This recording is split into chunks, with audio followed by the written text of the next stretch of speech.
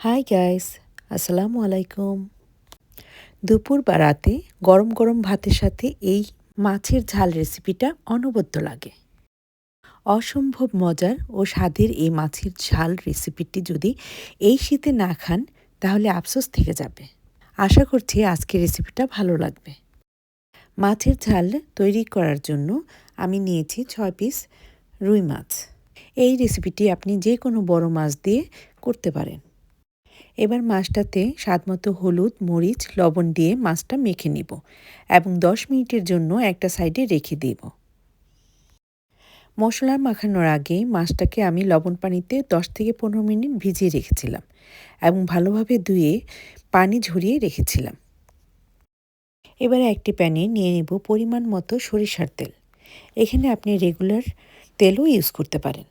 তবে সরিষার তেল দিয়ে এই মাছের ঝালটা রান্না করলে ফ্লেভারটা একটু অন্যরকম হয়। যাই হোক, আপনি আপনার পছন্দ মতো তেল ইউজ করবেন। যখনই দেখবেন তেলটা হালকা গরম হয়ে এসেছে, তখনই দিয়ে দিব মেখে রাখা মাছগুলো এবং চুলার হিটটা মিডিয়াম টু হাইয়ের মাঝামাঝি রেখে ভেজে নিব লাল লাল করে।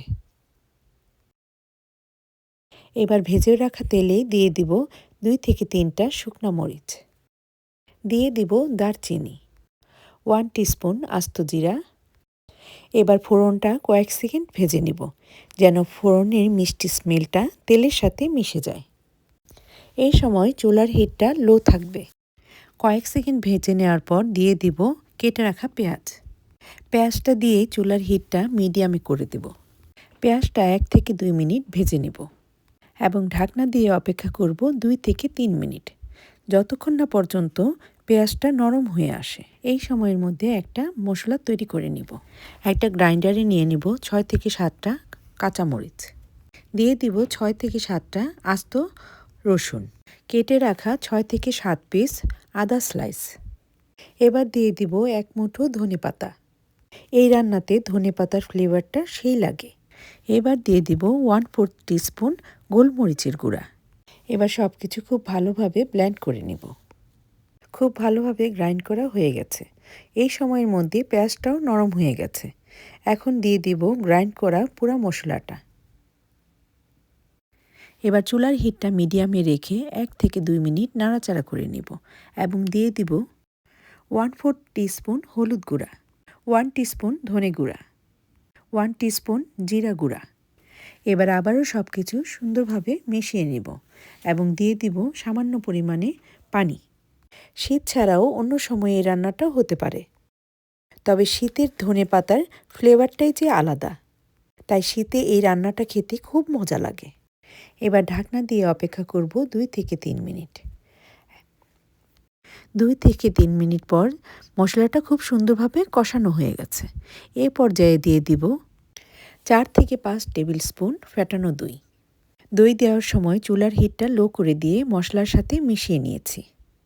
আবারও ঢাকনা দিয়ে অপেক্ষা করব 2 থেকে 3 মিনিট। 2 থেকে 3 মিনিট পর লক্ষ্য করলে দেখা যাবে যে মশলা থেকে তেলটা সেপারেট হয়ে গিয়েছে। আর সেই সময় দিয়ে দিব ভেজে রাখা মাছগুলো এবং মশলার সাথে উল্টিয়ে পাল্টিয়ে নেব।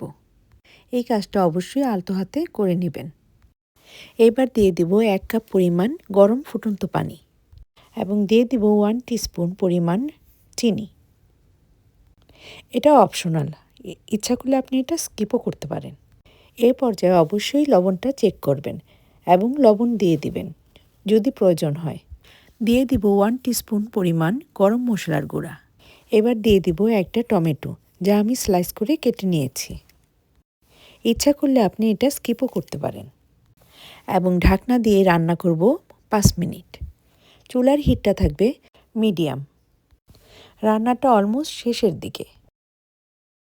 এবার ঢাকনাটা উঠিয়ে দিয়ে দিব কিছু পেঁয়াজ পাতা কুচি। এটাও অপশনাল, আপনার যদি হাতের কাছে না থাকে তাহলে না দিলেও চলবে। এবার চুলাটা বন্ধ করে দিব এবং ঢাকনা দিয়ে অপেক্ষা করব যতক্ষণ পর্যন্ত না সার্ভ করা হয়। মাছের ঝালের রেসিপিটি দেখে নিশ্চয়ই বুঝতে পারছেন কতটা লোভনীয় হয়েছে। আর খেতে যে কতটা ইয়াম্মি হয়েছে তা যদি রান্না না করেন তাহলে বুঝতেই পারবেন না। এই শীতে একবার হলেও তৈরি করুন মাছের ঝালের এই রেসিপিটি এবং পরিবারের সাথে শেয়ার করতে ভুলে যাবেন না। আজ তাহলে এ পর্যন্তই। আল্লাহ হাফেজ।